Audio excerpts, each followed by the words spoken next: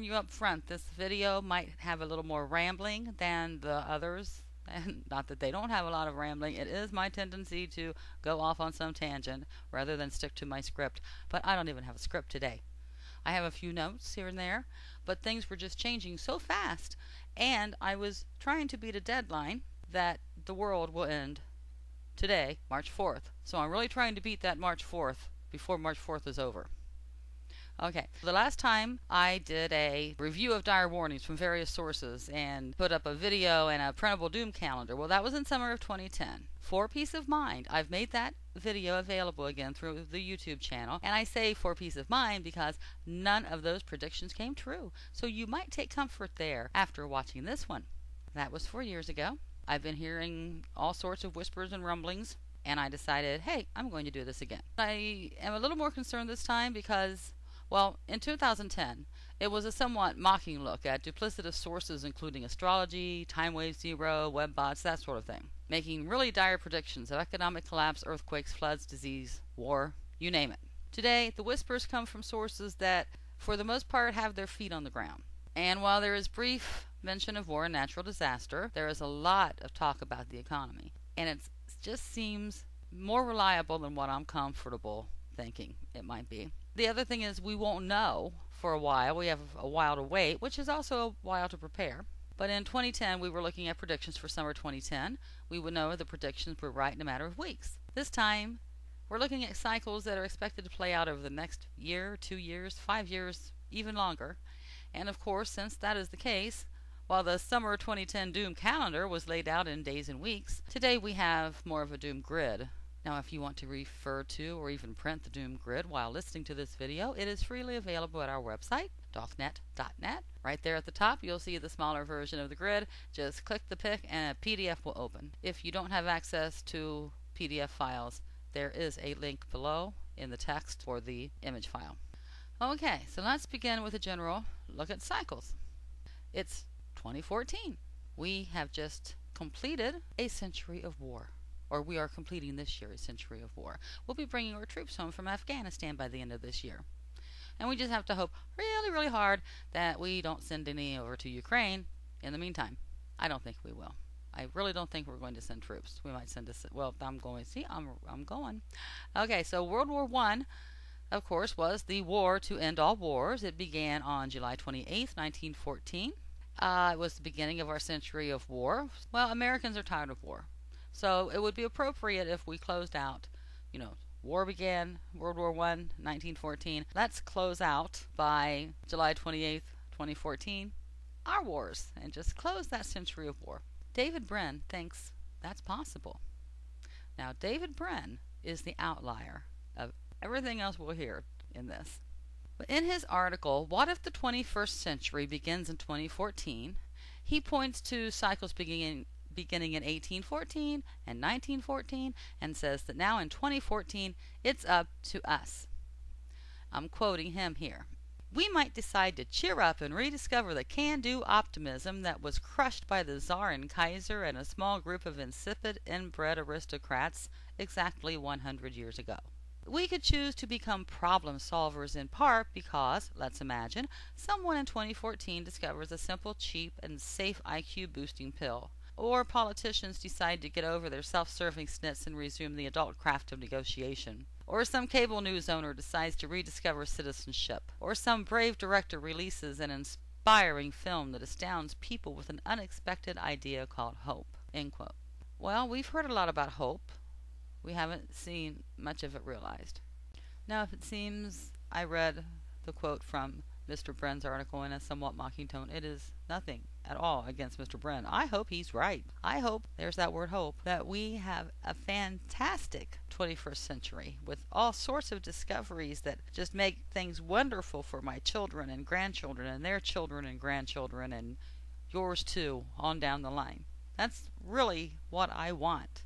However, no one else that we're going to hear from in this video thinks that's going to be the case. Keeping to the topic of cycles, we're going to listen to an interview on Coast to Coast AM, host George Noory, and his guest is Nostradamus and prophecy expert John Hogue, who has some record of being right in his predictions. Now, if you will go to the article at the website about duplicitous prophecy, you will see that sometimes they can be right. And since this gentleman seems to have some track record, he's predicted I don't know how many presidential elections correctly, for example. We'll give him a listen. Well, let's get right into it. Mr. Hogue, what's 2014 look for us? It looks a lot like 1914 in the essence of things, not in the surface. It's the same ocean of history bursting. In fact, I call it, if you look back at our modern times, if you want to know a point where the catalyst for everything that we know of in our cascading, upheaval-filled, fascinating and fast-paced modern times started, it started in August 1914, the Guns of August, which launched the First World War. In 4 short years, situations, iconic political systems, social systems, which had sustained the world, the monarchical empires and colonial empires that were Eurocentric, that basically dominated the planet for 500 years, some cases 1,000 years.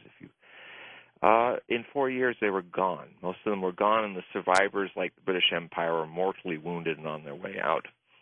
Everything changed dramatically, and from those changes in those 4 years came the Russian Revolution, then the National Socialist Revolution, the fascists, all these things, perpetuating from World War II into the Cold War, which leads us to now. All of that is basically a travail of 100 years from basically in 1914, history's water broke and gave birth in travail to, or tried to give birth to, a new era.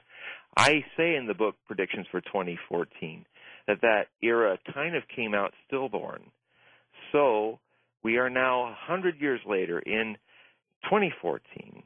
I contend we are about to see 1914 repeated, in essence being that the things that we have grown to assume will always be there, the way we pay for our bills, the way we do our politics, the way we have power grids politically and energetically that control, centralize our world, the way we had a stable climate, all of this in the next 4 years, starting with this new year, is going to be upended. Okay, so what Mr. Hogue was basically saying is that 2014 is the start of the 21st century, just as 1914 was effectively the start of the 20th century. And if we look at what happened between 1914 and 1918, powers that had been empirical nations for hundreds of years disappeared. They're not there anymore. And we're going to have a similar shift in these next 4 years as the 20th century experienced at its birthing. Continuing on that theme, we will now look at the fourth turning. A lot of you have probably heard about that. For all the details, you can go to the website. But what they're telling us is that we are now in a fourth turning.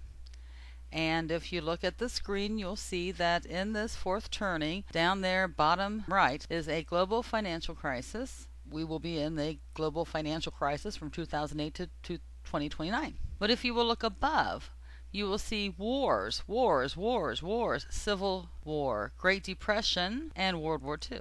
The last financial crisis, which was also global, the Great Depression, ended with a war. Turning now to economics.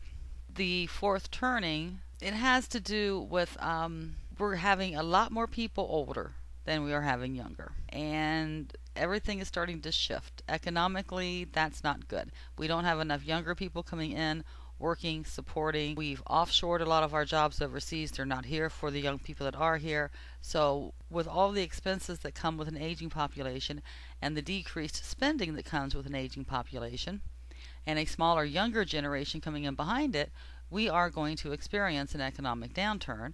This is also what Harry Dent says.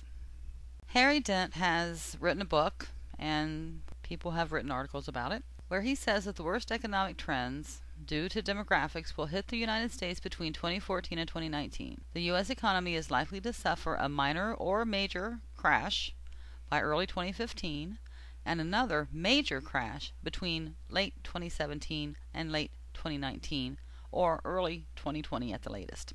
I'm reading from the article. These are some of Harry Dent's main points. Young people cause inflation because they, quote, cost everything and produce nothing, end quote. But young people eventually begin to pay off when they enter the workforce and become productive new workers, supply, and higher spending consumers demand. Unfortunately, the U.S. reached its demographic peak spending from 2003 to 2007 and is headed for the demographic cliff. Germany, England, Switzerland are all headed there too. The world is getting older. The U.S. stock market will crash. Our best long-term and intermediate cycles suggest another slowdown and stock crash accelerating between very early 2014 and early 2015.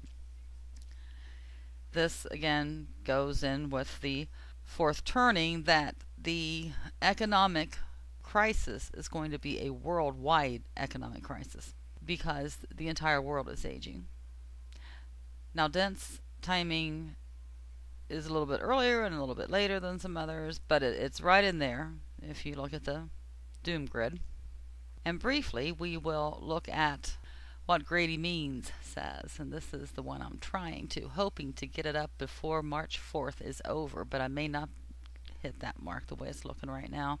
So if he's right, then the video will never be posted. But if he's wrong, we've got our first prediction that didn't come true. U.S. economy on schedule to crash March 4, 2014. If you look at the article I've got up there, on the other hand, there is a very large probability that the real end of the world will occur around March 4th, 2014. The doomsday clock will ring then because the U.S. economy may fully crash around that date, which will in turn bring down all world economies and all hope of any recovery for the foreseeable future, certainly over the course of most of our lifetimes. Now, I don't think he's going to hit the March 4th date, but this severity, this is what's unnerving. This is why I decided to put this video together. We have a little time to prepare. I'm not going to tell you how to prepare. You can do some research on that yourself. I do not give financial advice. Get beans, rice, have food. Have things that you'll need to repair stuff. I'm not going to give you a prepper lesson. You all understand that, or you can go to prepper websites and discover all that. I'm pointing out what's likely to be coming down the road and that you do have time to prepare. Means is taking this information based on something that Paul Volcker said, former chairman of the Fed, and David Walker, former comptroller, United States of America, about the timing and whatever they had said, which he doesn't include in his blog post here, but whatever they had said led him to this timing of March 4, 2014. That's not too far off from what a gentleman who calls himself V, he's known as a guerilla economist, and he was on Coast to Coast in the first 2 hours, the same day that John Hogue was on in the last 2 hours. V was on that night to talk about the banker suicides. Well, the banker deaths, banker suicides. Anyway, lots of bankers jumping off high things or other. I guess one shot himself in the head with a staple gun, nail gun. So when you hear this clip from V, you will hear something about banker deaths. You, again, can do more research on that if you're interested in it. That's not what this video is about. And I'm reading from the Coast to Coast website now, and it says, V is a guerrilla economist who has worked for some of the top commodity trading firms and investment banks. He also contributed to private think tanks that help create investment policy. His track record is uncanny and well documented on his appearances with Steve Quayle and Doug Hagman. V predicted with pinpoint accuracy the play-by-play of the Eurozone crisis. He was the first to warn about Japan's disastrous economic policies and how this would be the domino that would gravely affect the global economy. So here is a snip from Coast to Coast AM with George Norrie interviewing the guest who goes by the moniker V on February 5th, 2014. V, are we talking about a economic collapse based on these deaths, or a banking collapse, or both? Both. And when people say, well, V, here's the thing. I mean, we've had banker suicides before in history. Well, yeah, we did. And that was back in 29 when these guys were jumping out of their skyscrapers and committing suicide.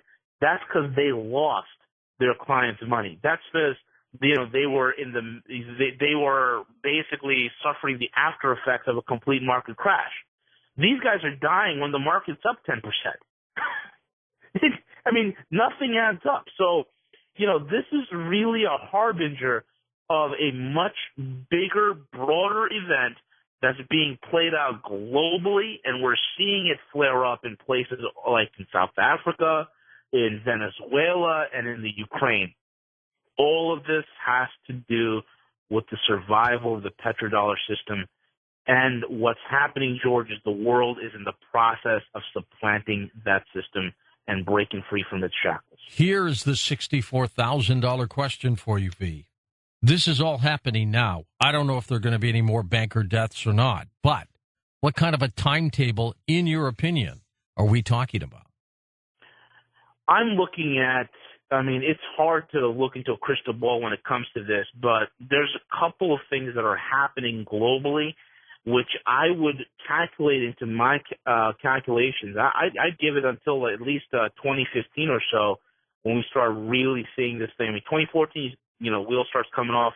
And I think I said that in the last broadcast that I was on with you. Yeah. And I'm still looking at that 2015 time frame of this whole thing just imploding and coming apart. Okay, so to summarize what's relevant to this video from that interview, V says that the wheels will come off in 2014 and it will crash in 2015, talking about the American economy as well as the European and Japan, which he said was the kickoff of all this, which we read in the intro from Coast to Coast, his bio. Okay, so we have worldwide banking and economic collapse in 2015 according to V, and now we will turn to Martin Armstrong of Armstrong Economics, and I will read from Wikipedia his bio. You can see his picture up there briefly because it's nice to know of whom we are speaking. Armstrong is the developer of the economic confidence model based on business cycles and pi. He is known for claiming to have predicted the crash of 1987 to the very day. Using his theory that boom-bust cycles occur every 3,141 days, the number pi multiplied by 1,000, Armstrong claimed in 1999 to have predicted the Nikkei's collapse in 1989 and Russia's financial collapse in 1998. Mr. Armstrong, with his economic confidence model, sees the Dow going to 30,000 over the course of the next year and a half up until October 1st, 2015, which in his writings is referred to as 2015.75 for the end of the last quarter, third quarter, beginning of the last quarter of 2015, which is in line, if it would happen right at that time, with what V is saying and somewhat with what Harry Dent is saying and others that we've looked at so far, and a couple that we're going to look at. However, Armstrong says it could happen anytime after 2015.75 through 2020. So he's not saying it's going to happen on that day, just that that's the day when the market's going to stop rising. It may not be that a huge collapse happens that day. The market could be stagnant. It could be that it crashes 3 months, a year later, according to Armstrong. But 2015.75 is the peak of market activity. And of course, if the market crashes, then all of the other sovereign debt crisis is what he says is going to occur. Governments not being able to pay their bills, and this can result in economic collapse throughout the system, and he specifically mentions the United States, Europe, and Japan. Now, I was going back and forth about whether to mention this last part or not on Armstrong's prediction. Well, I won't say his analysis of the cycles. And with what has happened in the past, well, especially over the past weekend, I'm going to include it. Armstrong sees a cycle of war beginning in 2014. That is up on the doom grid that you see. Now next, you're going to see a screenshot off Armstrong's site where he has a little chart showing 2014 and a war cycle, and where he writes, now this was January 2013 he wrote this.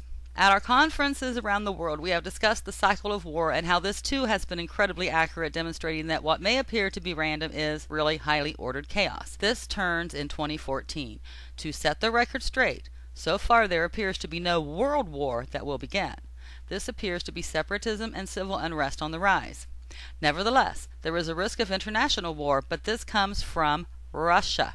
And he has an exclamation point there. It seemed unlikely at the time this was written. The problem with Russia is that there is still the old way of thinking empire equals power. That's what people are saying now. That Putin isn't thinking with the modern world. He's still thinking the old way. Given the chance, Putin would sweep into Europe in a heartbeat. The key is always economics. So that's a cycle of war, and we're in it, according to Armstrong's analysis of cycles.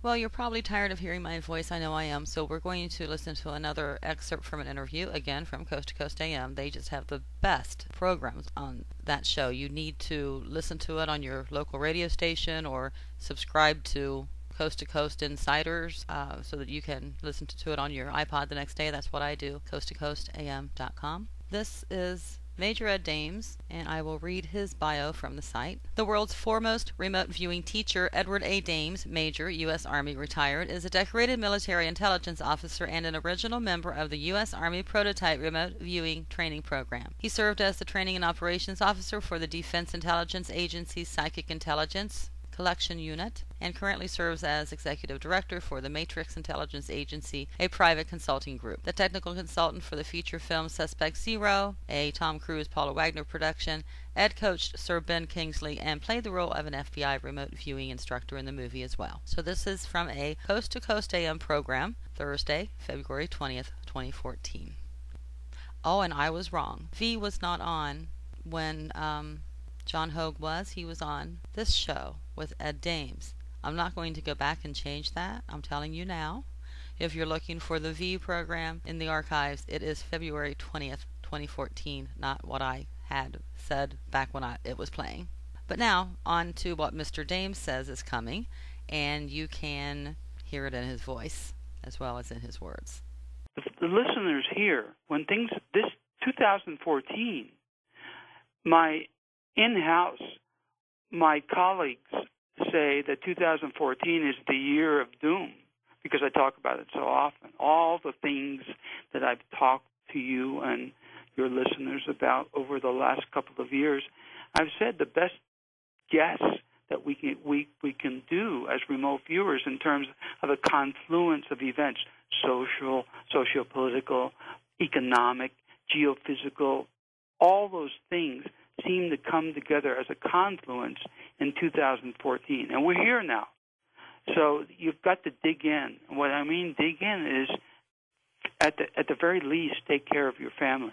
Gosh, Ed, now I know why they call you Dr. Doom. I don't know whether to talk with you about the strife in Ukraine or the kill shot or what. 2014. It's just concentrate on this year.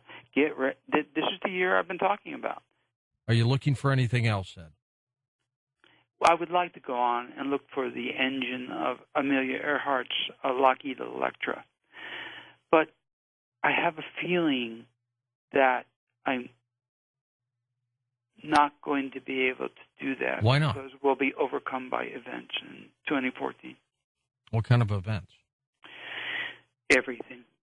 The North Korea popping a nuke, and economic collapse, and wars, fires trying to be put out here and there. It's just a bad feeling about this year. Well, let's hope you're wrong, but I'm not wrong. We shall see. Right. And later in the program, leaving economics for a bit here, Major Ed Dames made yet another prediction that will, if it is true, have quite an impact on our country and probably the whole world. Any look toward the election of 2016? What's going on there? Have you looked at that? Well, no, I haven't. But I have a gut feeling there isn't going to be one, George, because martial law will be declared, and as I've said, my gut feeling, as I've said so often on your show, my gut feeling is there is not going to be another election in the U.S. Well, that's a pretty drastic statement. That is but I've said it over and over again, and I mean it. Okay, so Major Dames, also known as Dr. Doom, expects 2014 to be the year that things go sour, to the extent that in the United States, martial law is declared before the next presidential election in November 2016. He is Dr. Doom, after all, since we are away from the economy. for the time being. Let's go to one more excerpt from the John Hogue interview, which was, in fact, February 5th. That one I got right. And hear what Mr. Hogue is truly concerned about. This is not related to the economy, although the after effect of it would certainly have an impact on the economy. My greater concern is not about next year, but about another tsunami, a tsunami that might come as soon as 2017. And it will not actually be from a Tohoku quake re-emerging. It won't even be from a quake happening in the Japanese islands. It'll be happening from my corner of the world.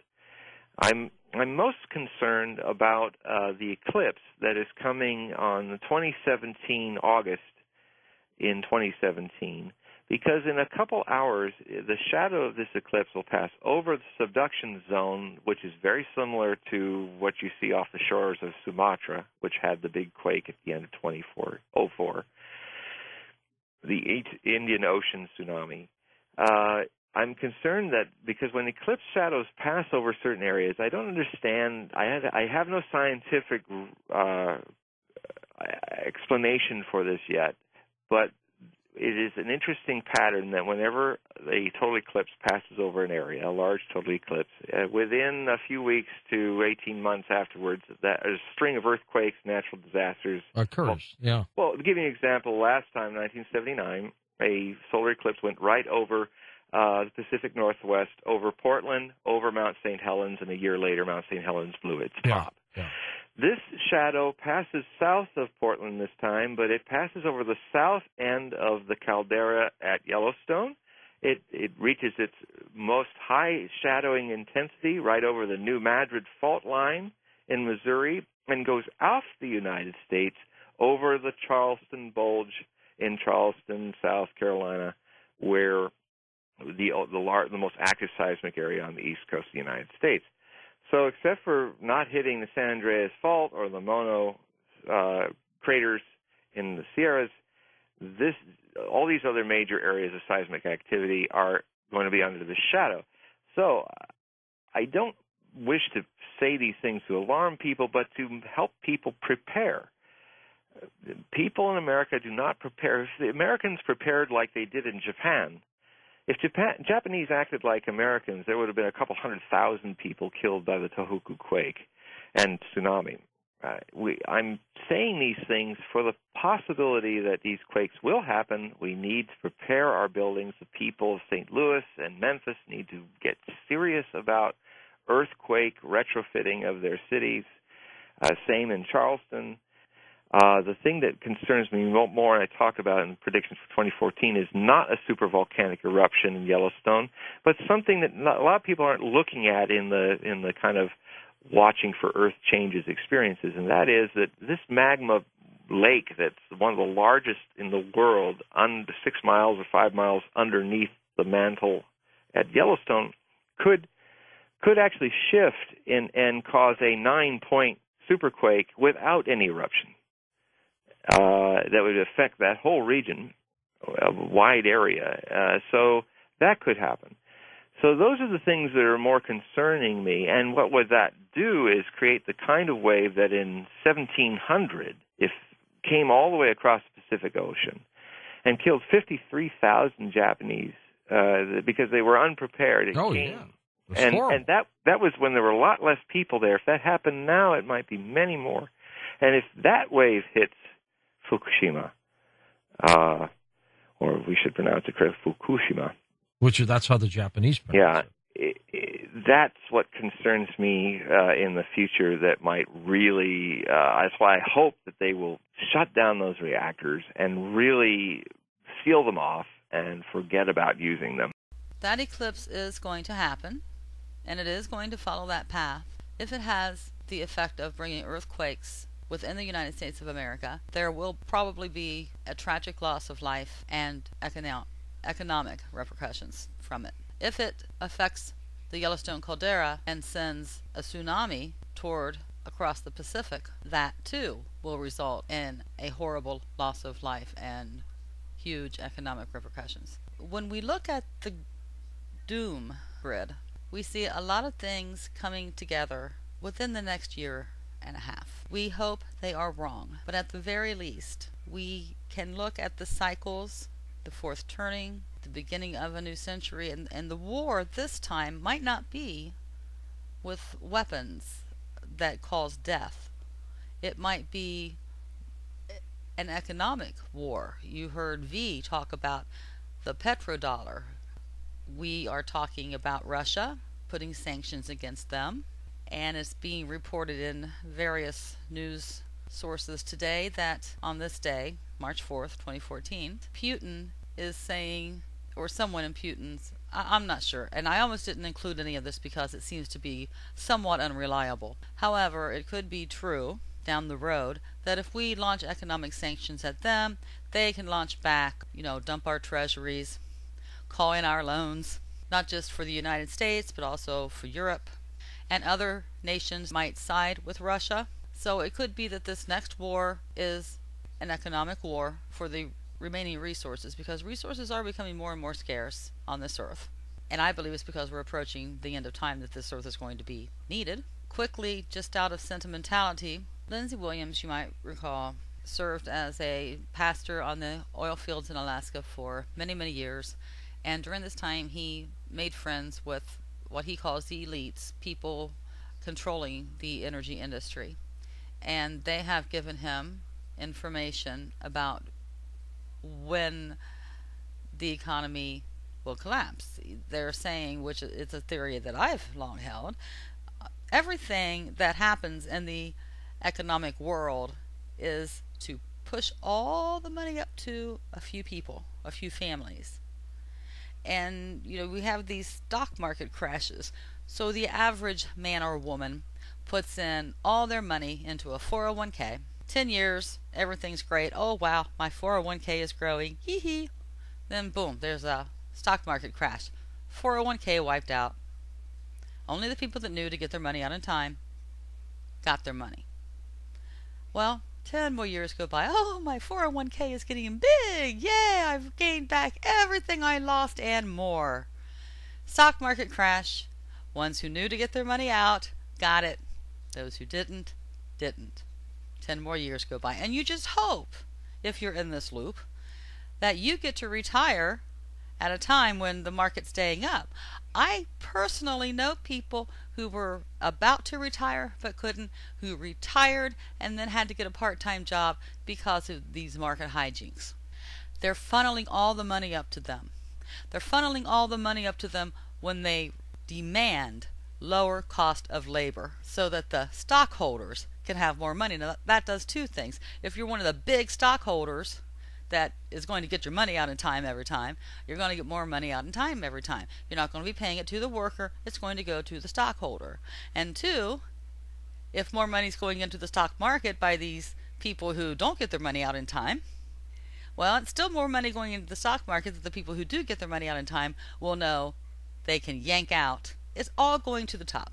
So I do believe that someone would tell, if they were telling Pastor Williams the truth, him that a day is coming when we're just going to yank it all.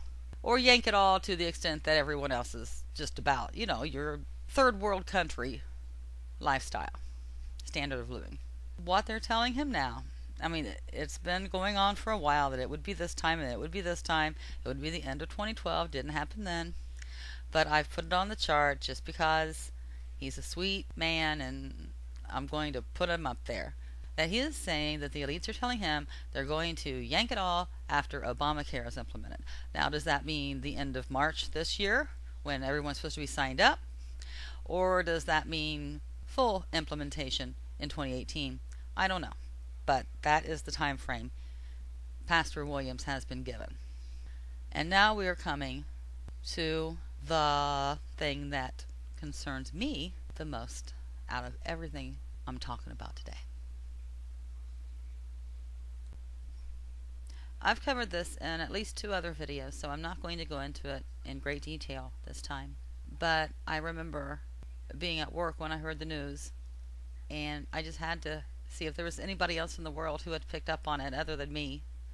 And it was on September 28th, 29th, it escapes me right now, when the in 2008 when they were going to vote about TARP, and the House voted no, and the markets plunged 777 points and roughly 7%. And it was the eve of Rosh Hashanah.